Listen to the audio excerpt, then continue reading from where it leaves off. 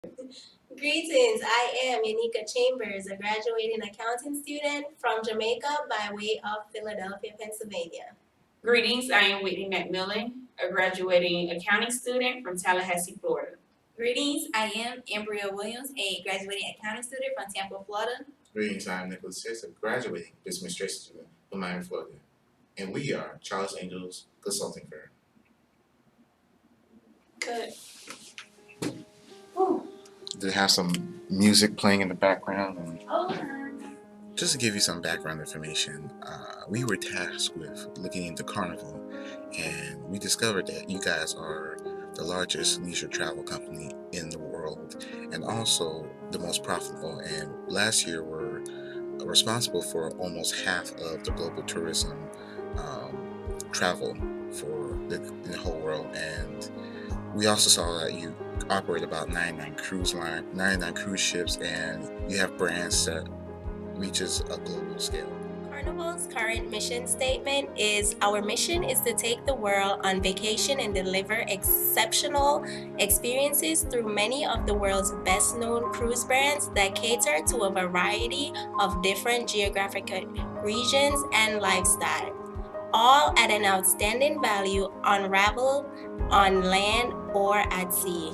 Our proposed vision statement for Carnival is, Carnival's vision is to become the world's cruise of choice by providing exceptional vacation experiences for our guests at an affordable price. Carnival Corp is missing 6 out of the 9 components of a mission statement. Their current mission statement is missing customers, technology, concern for survival, growth, and profits, philosophy, concern for public image, and concern for employees. Our mission is to take the world on vacation and deliver exceptional experiences through many of the world's best known cruise brands that cater to a variety of different geographic regions and lifestyle, all at an outstanding value unrivaled on land or at sea. We want to remain on top as the world's most popular cruise line and continue giving our guests a memorable cruise by giving them an extraordinary vacation experience. We want to provide the cruise of a lifetime by continually enhancing our technology. It is our duty to ensure that employees have room to grow. Our biggest priority is to remain ethical while serving our guests, making our employees comfortable, and increasing profits for our investors. Our values are diversity, community service, customers, employees, integrity, and quality. So we took an assessment of the financial condition of Carnival by computing some financial ratios. To begin with the liquidity of Carnival, the current ratio was 0.20, which is very low and suggests that the company will have trouble paying off short-term obligations. However, in comparison to Carnival's main competitors, a low current ratio is considered normal for the industry. To address the leverage condition, the debt to total assets ratio was 0.39. The ratio is very low and suggests that not many assets are financed by debt, which is a good thing. In comparison to Carnival's main competitors, a low debt to assets ratio in the industry is the norm. The debt to equity ratio was 0.63. This suggests that Carnival is actually not reliant on debt financing as much as financing through stockholders. The debt to equity ratio was also below Carnival's main competitors, which shows that Carnival is actually low risk in this area. In regards to the accounts receivable turnover ratio, it was 38. This tells us that Carnival is actually collecting on their receivables in a timely manner. In comparison to Carnival's main competitors, Carnival is actually higher, which is also another advantage. To discuss some activity ratios, the inventory turnover ratio was 47.62. This means that Carnival has to replace their inventory 47.62 or roughly 48 times during the year. In comparison to Carnival's main competitors, Carnival's turnover is highest, which is an advantage. Finally, to address the profitability condition of Carnival, the return on assets ratio was 6%. And this is decent in comparison to industry competitors. In the perspective of the industry, Carnival's management is utilizing assets in a solid manner to generate income. In regards to the return on equity, which was 10%, this was actually one of the highest ratios in the industry. This suggests that management are generating decent income with the resources that were invested by stockholders. To begin with the strengths of Carnival share prices have been up by 7%. Also, an organization by the name of Cruise Market Watch estimated that Carnival controlled about 48% of cruise passengers, which suggests that Carnival is dominating passenger market share. Analysts have also projected that Carnival will post sales growth of 4.2% and 24.4% in earnings. To talk about the weaknesses of Carnival's trust and quality ratings dropped by 17% and 18% respectively, which can be attributed to the reputation impact from their ships capsizing in 2013 and ship interior fires. Carnival's revenue is also generated seasonally. It is important to note that Carnival accounts for 30% of guest disappearances at sea since 2000. The United Nations estimate that 20% or 200 million of all international tourists are millennials. The millennial segment, which includes 18 to 34-year-olds, generates more than 180 billion in tourism revenue. 51% of millennial travelers are also interested in taking a cruise in the next 2 years. Per capita disposable income is expected to increase by 2.5% over the next 5 years. And ocean and coastal transportation is forecasted to climb 2.2%.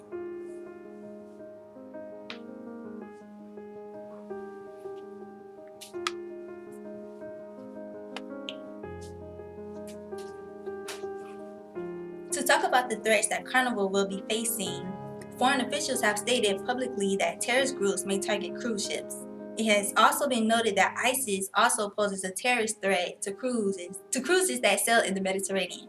Ultimately, cruise ships compete with land-based vacation alternatives throughout the world, including hotels, resorts, and theme parks. From our research, we found that one of the main issues for Carnival Cruise is that you guys are not tapping into the millennial market as much as you possibly can, especially considering your size and also the impact you have globally in the industry. After looking at the strategic issue and finding the best ways to address that, especially looking at millennials and also the image of Carnival Cruise, we decided that some sort of marketing / image objective would be great for the organization, and one of the best ways to address this would be to have Rihanna perform on some of the cruise ships during the summer.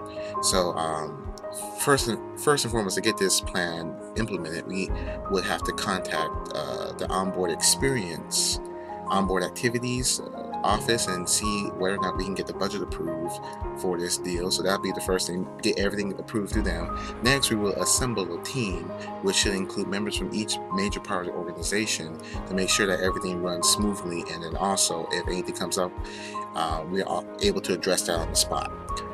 From then on, we need to approach Rihanna's managers and make sure that we can establish contract with her. To do this, we need to make sure that we're able to pay her as much as possible. We've kind of planned to pay her at least $4 million to perform, and we'll go into these calculations a little bit later, and also to make sure that she doesn't have any other conflicts of interest with her other contracts, and that she's able to actually fulfill the requirements of our contract, and basically work out the logistics of all this.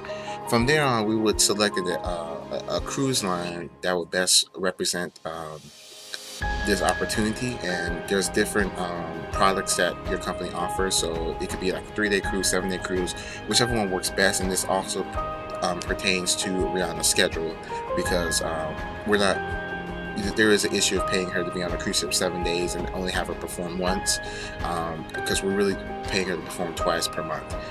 From then on, we'll create a marketing campaign, and from this marketing campaign, we will basically just advertise to the best media sources that millennials are attracted to. So these will be Twitter, Instagram, and Facebook.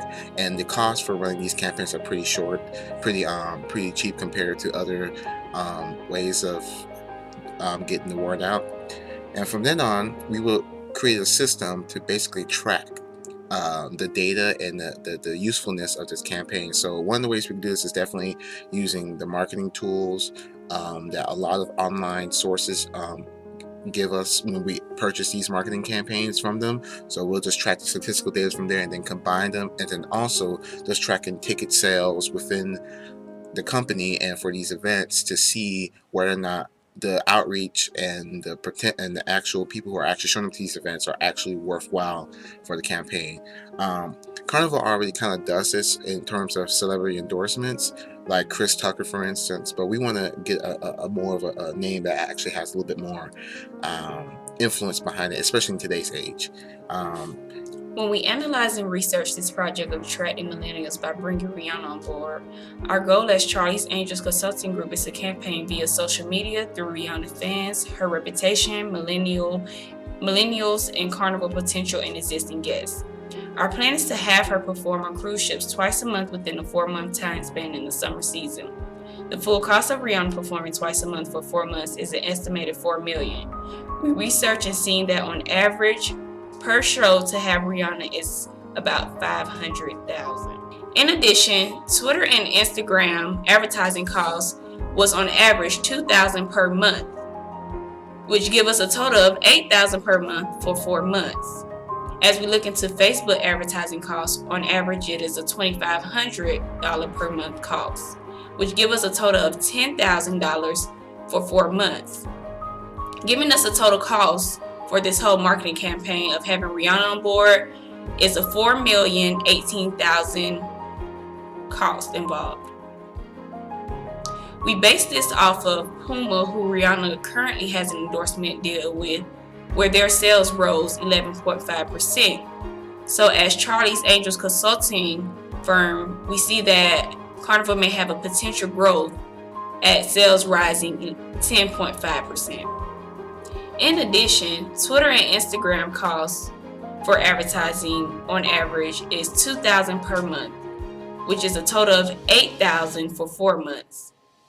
For Facebook advertising costs, on average, it is a $2,500 per month cost fee, which gives us a total of $10,000 for 4 months.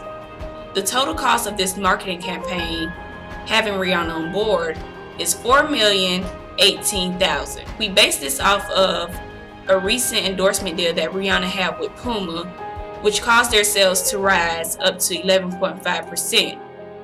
As Carnival, we see a growth within 10.5% increase in sales through attracting millennials. However, we do have to consider the risk factors that may cause this marketing campaign to go left. Some risk factors may be that Rihanna may decline, or she may demand more money for her presence on Carnival Cruise Line ships, as well as the safety concerns that are recent in Carnival's risk factors that may make Rihanna decline. Another risk factor could be conflict of interest.